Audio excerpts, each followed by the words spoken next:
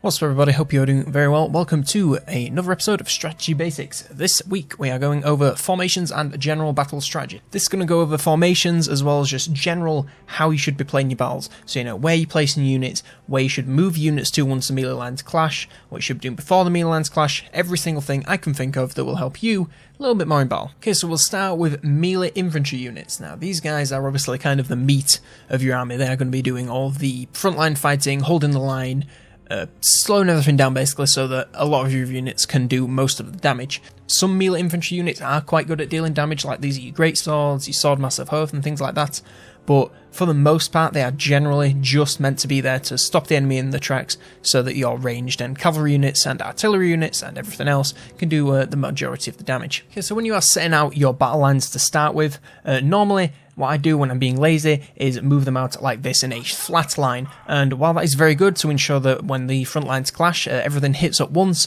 it's not actually the best, because if you think about it, if someone throws an artillery piece at these guys, they can hit us here, here, here, here, and they'll be hitting 2 units at once. So the actual best practice to do is kind of stagger units a little bit like this, so that you leave a nice little gap in between each one. You could spread them out this way, long ways, but what you can do there is you're going to leave gaps in your front lines, whereas when these guys hit melee, these guys are going to be right behind them, and it's not going to make that much difference once the lines clash. Of course, we are having our anti-large units on the flanks, which means that if the enemy has any cav and they try to come around here, then they're going to run into these halberds before they try and get into the sides of the great swords over here, and of course the halberds have charge defense against all and anti-large damage, so they're going to specialize at taking out that cav, even if it's super elite. They're not going to take as much damage as the great swords would. It's also a good idea to have a bunch of chaff up at the front, such as these flagellants. It's much more common in the vampire counts, so you could have some tomb guard at the back, and then just a load of zombies and skeletons at the front to take the brunt of the initial melee charge, and of course to distract any ranged units that the enemy brings, because the enemy AI, it's generally just going to fire on whatever it sees first. So if you send some flagellants out, and then a little bit after you send up your great swords and your halberds, then there's a very, very, very good chance that they're going to shoot those flagellants and have not much ammo left for your important units that are going to do all the killing. So let's get into this battle just a little bit. We're only against a bunch of great swords, so it's not going to be that big a deal. We can move these guys up as one. Also helps to tailor your formations to what you're actually going against. So we're going against all melee here, so we don't need to worry about the ranged units, so we can just send them up as a flat line, and that just saves us having to move them up individually and having to faff around a little bit. Now obviously these flagellants aren't going to do anything against great swords, they're going to get completely annihilated, which is just fine. As I said, these are chaff, they simply exist just to get in the way of the enemy and make sure that they don't get to our high priority units, which are of course our great swords and our halberds, which we are slowly moving up. It's a very good idea to not commit all your forces, even if these guys were the same great swords as this, which I, to be honest, wouldn't recommend unless you were just doing some sort of gimmick melee army. But nevertheless, it's a good idea not to commit all your forces at once, just to make sure that so say we commit all these guys at once, they're all stuck in here, then we bring some cav around, what have we got to defend ourselves? We've got nothing. And if we try and pull the unit out, then they're going to get attacked in the back by the melee and then charged by the cav, and it's just a whole mess. So make sure not to commit all your units until you know what you're going up against. If you see, like, these are the only enemies on the whole map, and you know that 100%, then you can be a bit more, a bit less cautious, and just throw units in there and hope for the best. This is a little bit of a general tip. As you can see here, as the battle's progressing, the great swords going against the halberds, which isn't the best matchup, but it's also not the worst. I mean, the halberds, they can hold their own, but it is generally, good practice to get units to go against whatever they're strong against. So halberdiers, they have anti-large damage, which means whenever they're going against large units, they're going to get a little bonus to their damage, and while it isn't going to make or break your battles, it's always worth using and abusing to get the most out of your battles here. Now, as we're about to see on this flank here, these great swords are breaking, and while it may be a very good idea to send our great swords after them to make sure that they don't come back, first of all, it's going to take a while, because chances are your melee units are as fast, if not a bit slower, than the enemy melee units when they are running away, so it's going to take you ages to get them, and you're going to drag them all over the map, and your units are going to get exhausted. What is a better thing to do if we just let these guys retreat, eventually? Okay, so their unit is broken, so what we're going to do with our unit is, rather than send it chasing them, we're just going to pull it forwards and around. Same with these guys, they're chasing, don't bother, just pull them around. And then what we can do This was how I was winning a lot of my battles in the Zombie Apocalypse campaign, by the way. As soon as one of their units breaks, just push through the gap with as many of your units as you can and surround them. And what it will do is, even if these greatswords, even if they were going against zombies, which they were when I was playing that stream, then it isn't going to make a difference because they get the debuff of being attacked in the back and completely surrounded, outnumbered, they're taking damage on all sides. It'll just make them break that much faster, and it is a surefire way to get you that W, at least against that unit. Moving on to ranged units now, and if I've missed something, I do apologise. I'm just trying to go through like the strategy basics. I also have some general strategy tips that I'm going to come back to at the end, so it may be covered there if I missed anything. If I have missed anything and I don't cover it then please do leave me a comment down below. I would love to hear it. Improve my strategy, improve everyone's strategy. Right, we're going to move on to ranged units now, and of course I'm going to stick with the Empire because they have a very diverse roster of many types of units, which isn't all very difficult to go against. Now, as a general rule of thumb, it's always a good idea to deploy your ranged infantry units ahead of your melee infantry units. Of course, you're not going to leave this once they get into melee, but it is a very good idea to do at the beginning to make sure that you can get your shots off before the melee lines clash. As you can see, we've just got a mix of crossbows and handgunners versus some greatswords and with our swordsmen. Of course, if we just sent our swordsmen in by themselves, it'd be a terrible matchup, but with our ranged units, I think we'll be able to spin this at least a little bit into our favour. So as you can see here, the enemies are approaching. Let's speed this up just a little bit, make sure they get into range. And little thing worth noting here is that crossbows and archers and huntsmen and many other types of ranged units, they fire in an arc. So what we're going to see here, once these guys get into range, we're going to see that when the crossbowmen fire, they fire in a big sweeping arc, whereas the handgunners, it's fairly flat. And what this means is, as we're going to see a little bit later in the battle, when the melee lines clash and we're firing from behind, crossbows can kind of get away with it, whereas handgunners, they need to get on a flank or find a little gap for them to shoot through.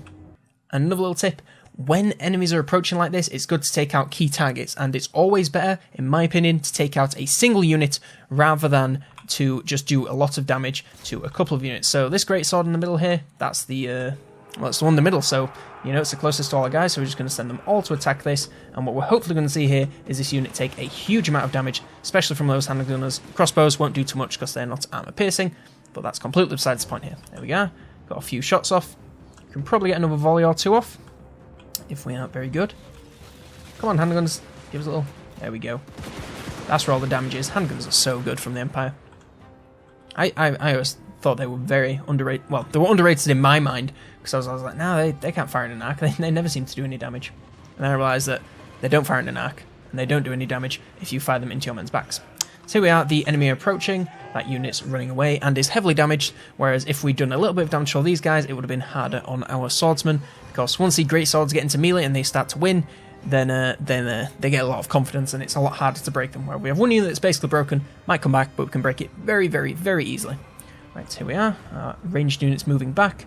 Ideally, we should have probably charged up our melee lines, but it's not the end of the world, is it? Right, so as you can see here, we're just going to slow this down. So these crossbowmen, say they want to attack these greatswords. Since they fire in an arc, they can get a kind of good diagonal angle. Actually, they'll be better off attacking over here. And these crossbowmen, while they can attack over here, it's quite difficult because it's kind of just going in like a straight arc like that. Whereas if they fire, say, at these guys, they can get a very good over angle. Although we are going to need to pull you guys away to keep them busy, to make sure they don't charge into our handgunners. Now the handgunners here, as we saw at the beginning, they have a very flat firing arc, so we are going to need to put them on an angle. These guys are in a very fortunate position that these guys are here, but as you can see, when we move our units in, it's getting harder and harder for them to shoot, and these guys just have nothing. They can maybe hit one or two units there, but we are getting a bit of friendly fire. So, for non-arc units, we're just going to move them around, make sure they don't get caught in any melee, hopefully. Thank you. There's also something to be said for bunching up your units or spreading them out for how well they perform in the firing line, but again, it's not that big of a deal. There we go, these guys are on a nice little angle here, so they'll be able to shoot into the side of those greatswords. Should have probably picked something that holds the line a little bit longer for this demonstration, but as you can see, they're just ripping them to shreds, no friendly fire whatsoever, mostly because our units are running away, but that's besides the point. They're doing good damage, right? Now, it can also be a good idea to get units in a sort of crossfire. So that means just get them in a position where they're taking fire on all sides, you know, they can't really avoid it, And what that just means is, well, first of all, the enemy's getting attacked from all directions, so they're taking a lot of damage. Second of all, they get the attacked in the back penalty, I believe, and that seriously debuffs their leadership, makes them break super quickly. So, you know, you can never complain about that. There we go, so we're just going to get these handgunners, so now these guys are getting fired into on both sides, and we're going to see they are quickly breaking and taking lots and lots and lots of damage, which is exactly what I want. There we go, broke another unit of greatswords. These guys... Oh, also, another good idea, put your ranged units on guard mode. And what this means is, so when those guys get out of range, normally, if they weren't on guard mode, the crossbows will start running up to try and chase them down and get more shots off. But because we put them on guard mode, they're going to hold their position if the enemy goes out of their range. Moving on to Cav now, which is everyone's favourite type of unit to either be really great at and dismantle the entire enemy army, or be really bad at and completely get dismantled. Normally for me, it's the second one, but I'm going to do my best to give you some nice little tips for today that I've picked up over my 500 hours of playing this game. Right, here we are once again. We have our melee line here. I'm just going to start this battle. And as you can see, there is quite a number of greatswords and crossbows and mortars all heading in our direction, which is, well, they're not heading in our direction, but they're there, rest assured, and that's very, very scary. So we're going to move our units up here. And as for these guys, and these guys, and these guys, and these guys, first of all, we'll go over the ranged cav because we can use them at this stage in the battle, whereas the melee cav are just kind of going to sit around on the sidelines, at least for now. You can start getting into a position, but like they're not going to get much use just yet. So with ranged cavalry, they either have a circle like this, which means they can fire whilst moving, and you just basically plop these guys on skirmish mode, send them after a unit, and then hope they don't get caught. They require a bit less micro than these guys, which, while they can technically fire whilst moving, they can only fire in front of them, and if you plop them on skirmish mode, what they end up doing is running, shooting, turning around, and then stopping, and then just continuing to like run slightly away without doing too much shooting, at least in my opinion.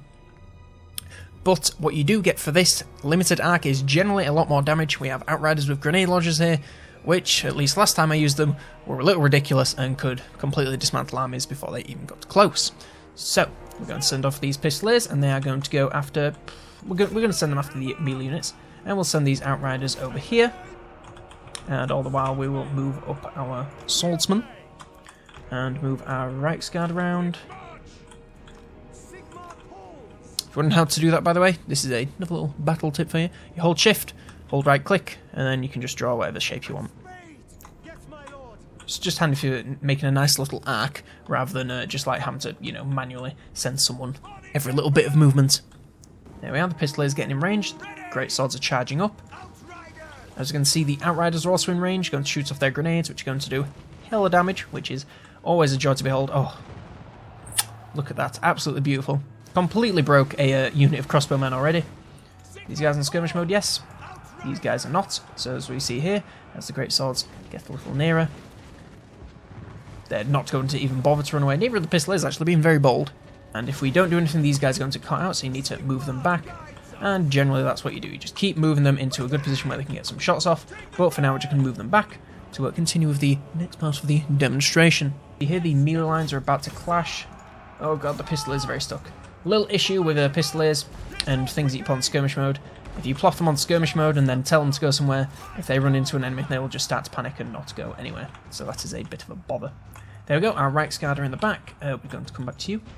So obviously we can't just send these guys shooting across the tops of our lads, because they're going to shoot them in the spine, and that's not going to be very good for our lads getting grenades to the spine.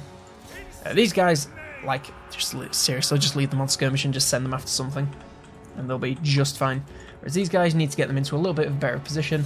I mean, there isn't the best, but we're going to get some nice spicy shots off and do some plenty good damage. Yes, that's what I was about to say. And there we go, that great swords unit is breaking. Our unit's of course taking a bit of damage, but it's nothing to worry about too much. Moving on to our melee, I'm just going to move the ranged ones away. So we've got our Reichsguard here. This Reichsguard unit is trying to get closed in on by some great swords, but literally just is way faster than they are, so just move him around. It really is that simple. Our other Reichsguard unit is making a move on these crossbowmen that have already been injured by the ranged cav. Just going to micro this guy a little bit. This is where it can be a bit of a struggle with cav, because if you have to do this with multiple units, you have to be all around the map and just constantly switching between units and doing lots of things. But there we go, got these guys round, going to send them into the backs of the mortars. When you're charging ranged units like artillery or ranged infantry like this, you can literally just charge them straight in, as long as there's nothing spotting them. Like if there's some halberds about here, I'd be a little more cautious. I'd try and maybe sneak in a charge before retreating. But because these guys are completely singled out, it's pretty safe just to send in your cav like this, and then, you know, pull them out as soon as these grey swords get a little bit nearer. There we go, that unit's broken, so we can just send them straight into the next charge. But we might want to pull them around so they don't run into these guys, because to get that full charge bonus, they need to be up to some amount of speed at least. Need to just move our melee guys out so I can demonstrate the old hammer and anvil, which is the superior strategy for any melee cav really. It's just the best way to use them. It's not really a question, it's just, it is. Right, let's kind of pin these guys down here. So let's say this is our melee line. Just going to slow this down. Oh wait, no, you do want to be running. Just going to slow this down. Say these are our melee lines, and these are our units going against their units. The superior way to use your cav against the enemy front lines is the old hammer and anvil. This is your anvil, and this is the hammer. So as you can see here, these Reichsguard are going to come in, and they're going to pretty much, yeah, they're going to instantly break that greatsword unit. They're going to do a lot of damage, and these guys aren't coming back. They're gone. They're gone. Massive charge bonus to the Reichsguard here. It's going to completely demolish these guys, and there they go. See, health bar depletes, and the leadership bar, yes, that's minus 18. That's not good, and those units are going to break. There we go. Can reform our melee lines in peace now. Pull out the Reichsguard a little bit. One last thing that you can do with your cav is, of course, these great swords, they are very, very damaging. It's not likely they're going to be coming back, and even if they do, it's not likely they're going to cause that much trouble. But, you know, you may as well guarantee it if you can. So I'm just going to see if we can sneak our Reichsguard through here. This cheeky little gap. And we're going to charge these guys down. And what you want to be looking for when charging units down, oh god, is not to let your other units get completely pinned down by some great swords. That's not very good. That's not a very pro-game move. But what you want to look for is this symbol to change to this symbol. That means they are shattered, and that means they are not coming back no matter what happens. They can be imbued with unbreakable, and they still will not come back. They are shattered. They are gone. The enemy just has lost that unit. It's as good as dead. Apart from it will come back in another battle if you're not careful. Oh, these guys really want me. I'm just going to move them over there. There we are. So there we are, there we are. That enemy unit is shattered, and that means it's never come back, so we can ignore it and move on to our front lines over here and get a little bit more hammer and anvil going on. I mean, we are technically done with the old cavalry section, but you know, we just need one more of these just for fun. Who doesn't love a cav charge? Am I right? Get ready. All right, let's slow motion it. Oh, beautiful. Nothing better than seeing men fly across your screen after being hit with a large pointy stick by a man on a horse. Ah, brings a tear to my eye. Moving on to my favourite category in the whole game, and the last one that we are going to do with the Empire, it's of course artillery. So once again, here we are, we're just going to do a little deploy, have our swordsmen here just to hold the line. They're not going to do anything too serious. There is a little difference that I'm going to explain. They can say they do fire in a shallow arc, but since it is such long range, they can kind of get away with it. And as with every single type of unit in the game, you want to be attacking whatever you are strongest against. So these great cannons, they're anti-large, so rather than attacking the orc boys here, they're going to go for the trolls since they are large units, and they're going to do some delicious damage there. Let's just have a little look. Oh, here it goes. Oh, wow, that is... Oh, it's really going. Is it going to get a hit? Ooh, not quite. Very unfortunate. Oh well, there's 3 more. Don't know how long the camera's been out for. It just said it stopped recording automatically because the file got too big, so that's fun. But as I was saying, attack whatever you are strongest against. So the mortar here is anti-infantry, so we're going to send it against infantry. The cannon here is anti-large, so we're going to send it against the large. Of course, with artillery, you want to keep it at the back. Generally, try and keep it defended with like at least 1 unit if you can, maybe 2 if you've got anything to spare. It's generally a good idea to keep them quite close to the rest of your units, rather than leaving these guys right at the back of the map and then send everything else forward. If you can, it's good to keep your army all together, so that, you know, if the enemy sends some, like if we send these guys up here, and the enemy brings some cav all the way around, we are never going to be able to match these guys back in time to help them. So it's a good idea to keep your units all bunched up together, and as a team, which is just wonderful. Of course, as I said, you want to be targeting whatever you are strongest against, but you also want to be focusing down what is the biggest threat. So if these guys had some trolls and a giant and an Arachnarok spider, then we'd probably be wanting to focus on the giant or the spider rather than the trolls, because trolls, they aren't the best. The giant and the spider, definitely a much, much bigger threat, so we want to be focusing that down if we can. Problem with a lot of artillery is, especially if you're in a longer battle, they do tend to run out of ammo. So unless you're like the Vampire Coast or something that can regen your ammo, then what you're going to want to do with these guys is, if you can, get them to drop their artillery engines and run off the field, or simply just drag them over here and make them stand by the white line, so that when they do get charged, they just fly directly off the map, and you don't sacrifice the whole unit. It's a good idea because, you know, it means that they're not going to take a lot of damage, it's not going to contribute to your army losses, it's just going to count as some units have gone off the field. So it's a lot better than letting them just completely get wiped out and die. And also you don't need to replace them if they die in the campaign, which is always a bit of a pain in the arse. Next we come to the large units, and there are two different types of large units. There are large and there are huge. The Crocscars here are what you would call large units, and the Carnosaur here is what you would call a huge unit. Now, there isn't a difference in the icon, but there is a difference in how you should use them. Now, large units like the Crocscars here, they generally want to be in your front lines in like this. So this goes like Crypt Horrors.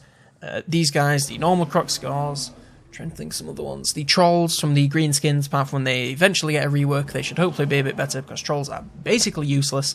So they want to be embedded in your front lines like this, and the reason for that is that these guys do have a larger hitbox, so as you can see, one of these guys is about as big as two of these guys. But these guys have less health than the Saurus Warriors, so what that means is that when these guys are in combat, they're going to be taking twice as many hits, and they don't have as much health. You can see where I'm going with this, they need the protection. So what this basically means is, so when this guy is in combat like this, like an enemy is right here where my mouse is, and they can either hit this guy, or this guy. So that's a 1 in 3 chance that he's going to get hit at all when he's in combat. Of course, it's a little bit less neat, and there are different things that go into the chance, but generally it just means he's going to take less damage. One thing to note for both large and huge units is that they are complete magnets for ranged fire, especially the huge units. Like, you can take out a war mammoth with some peasant archers if you can get the focus fire down, because they're just huge targets for ranged fire. Like, if we charge this if we charge this Carnosaur in right now, he would get picked to pieces by these crossbowmen and take a bunch of damage before he even saw a shred of melee combat. What we're going to actually do is charge this guy up. These Saurus Warriors, we're going to charge these, but get them to walk. Just want to make sure that they come in second, so to speak.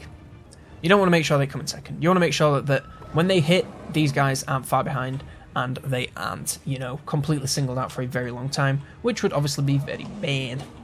And of course, it's good to have your other units going ahead that have shields, because these guys don't have shields, as I said. Big range target, don't want to take all the range damage. So there we are, we're getting into the melee charge range now, and what we're going to see here is as these Crocscars get in, we're going to do a nice big attack, hopefully. There we are, fantastic. Large units, huge units, AoE attacks. Brilliant. That means that this melee attack stat, it's completely irrelevant, because there is a good chance that they're going to hit, and when they hit, they're going to hit multiple models, and they're going to do a lot of damage to this enemy's health pool right here. Of course, with the AoE damage, they can occasionally end up hitting their own units. As you can see here, this guy is ahead of this guy, and as such is getting a little bit beaten up, which isn't the best, but it's a small price to pay for doing a buttload of damage to your enemies. So this Carnosaur guy, he's a huge unit, so we're just going to bring him around here. Generally, you can send them against pretty much anything. Huge units like this, the Hellpit Abomination, most of the Bastildons and the Stegodons can kind of take on units one-on-one, you know, without too much trouble. So it's generally not much of a worry if that's what you want to do. But with these guys, yeah, this guy can go against baseline. Once you get to the elite, large and huge units, like, just watch this guy. He can just take on everything. And it's actually better for him to take on everything like this, because if he's taking on something, let's get those Saurus Warriors in there, and get this guy over here to do some attacks. What we're going to notice is that when he gets his little charge off into these guys, if he does, please. There we go. As he gets in here, he's actually going to be hitting these guys quite a lot. Ooh, there we go. Took a little tail whip to the face there. Not the best if you're trying to avoid the friendly fire. So it is... You kind of have to wait out, but personally I send huge units against single units, one-on-one, rather than in a group like that. Obviously for both of these guys as well, it kind of goes without saying, avoid anti-large units. If there's some halberds and some greatswords, you're better off going against the greatswords rather than the halberds. I know that they are greatswords technically are the better unit overall. Halberds, they've got the bones versus large, and they've got the charge bones versus large. You're not going to be doing as much damage. Look at that, 54 charge bones. Not going to be getting any of that. So, better off using the, better off going against the old greatswords and the thing that isn't anti-large. But don't need me to tell you that. Now, Lords and Heroes, it's generally quite specific to who the Lord and Hero is. If you want videos on like the specific Lords and Heroes, so I just recently did one on the Skaven Lords and Heroes, then there are videos for that. There's one for the Empire, the Vampire Counts, the Lizard Men, the Greenskins, the Dwarves. I'm going to make them all. So that's more specific, but generally what you want to keep in mind is that melee Lords, such as Cal here, they want to be in the thick of melee, either against enemy infantry, supporting your unit. So if you had a unit of swordsmen, get Cal right in the middle of it. So he gets the encourage buff and all those guys, makes them a little less vulnerable to running away, and also he's going to be doing some excellent damage. Or you want to get him doing some duels against enemy lords, and he'll do some great damage there. Spellcasters, like the Celestial Wizard over here, he wants to be kind of on the back lines, doing some support with all his fantastic spells, of course, rather than kind of being in the thick of melee. He can do a little bit of work in melee, and when you get them on mounts, they can do some pretty good work, but generally you just want to kind of keep them on the back lines, away from all the action so that they don't die. And finally, ranged lords, they're going to be doing damage to single targets. They're not going to be good at taking on, like, he could do decent work against these swordsmen here, but generally he's better off at taking on things that have, you know, he's better off at taking on single entities, basically. I mean, he'll do, like I said, he'll do good against these guys here, as we can see when he eventually fires. Boom, there we go, he hit one, but it was one. It's a single entity, and there's like 30 of them. So he's a lot better at going against, you know, full giant units. Like, send him against a giant, he'll do fantastically. Because that's, Jesus. Send him against a giant, he'll do fantastically because he is doing all that damage against a single entity. But yes, that is the general tips of how to use your lords. Now on some general strategy tips that didn't really fit into any other categories. I'm well aware this video ends up being a big old mess of me rambling along, and I apologise for that. I'm doing my best. Right. A good tip that I always tend to forget about is focus down problem units before they get to you. So let's make a little composition here. Let's say that the enemy has a load of swordsmen and one unit of greatswords. Now, we have all our ranged units. Are we going to spread them across, you know, hit each of the swordsmen a little bit, or are we going to focus basically all of our fire onto those greatswords, get rid of them, and then let, you know, our melee units take on those swordsmen and not have to worry about the greatswords? We're obviously going to take out the greatswords because it's the greatest threat. You can kind of spread it around the greatest threats. So say that the enemy has like 3 units of greatswords and 3 units of spearmen. You're going to have multiple artillery pieces, multiple ranged units. You can either focus on them one by one, or you can do a lot of damage to each of them in the hopes that, you know, they'll break a little easier. You just kind of have to gauge it during your battles. But the general mindset that I go for is, if there's a unit and you think, my army's going to struggle against that, get rid of it before it becomes a problem. So just, you know, spam it with ranged, spam it with spell, spam it with anything that you can to get rid of it, to prevent it from causing as much damage as possible to your units. I'm also of the belief that it's better to get rid of a unit than to just have it run away and then come back. As I said in the cavalry section, you know, the enemy can run away, and even if it's not going to do anything, it can, you know, get stuck in some melee and never end up retreating, pick up a load more kills just because you didn't bother to chase it down. So if a enemy unit retreats and you have some spare cav, or, you know, a spare monsters, some direwolves, something like that, send them after a retreating unit, and even if they can catch up to it and they don't kill it, like in my Skaven campaign, a lot of my battles, I'd just send some Skaven slaves chasing something off the map. You know why? Because when an enemy unit is being chased by basically anything, it reduces the chance of them coming back stupid amounts. So even if there is a unit of greatswords running away, and they are being chased by some half-eaten Skaven slaves, their chances of turning around and coming back and fighting is very, very slim just because they're being chased. It also means you're going to get rid of that unit, you don't ever have to worry about it again, and it's not going to do any more damage to you or your army. I said this in pretty much most of the sections, but match your units to what they're going to do very well against. So if you have greatswords and we have halberds, you also want to send the halberds against large, you want to send the greatswords against infantry. It's pretty self-explanatory. So if any unit has an anti-whatever, send it against whatever it's good against. If the enemy hasn't brought any of that, then you don't have to worry about it. But if you can, always get them in there, because if not, you're just completely wasting that bonus. On that note though, don't go out of your way. Like, if it's anti-large and there's like a giant right at the back of the enemy lines, don't send your halberds like the entire way around. That's just silly. Just wait until they get there and then make sure that your halberds are at the front doing all the damage rather than the rest of your units. And our final tip is avoid friendly fire as much as you can. It doesn't matter too much for like the Skaven or the vampire counts, you know, if you catch some zombies in a spell. But, you know, when you're playing like the Empire and you've got some great swords, you don't want to be like sending in some Hellblaster shots, some Hellstorm rocket battery shots, sorry, and, you know, your explosions taking out half your unit of great swords. You know, you just want to avoid that friendly fire as much as you possibly can and make sure that, you know, all the damage is going to the enemies. Right, I believe that just about closes up for today.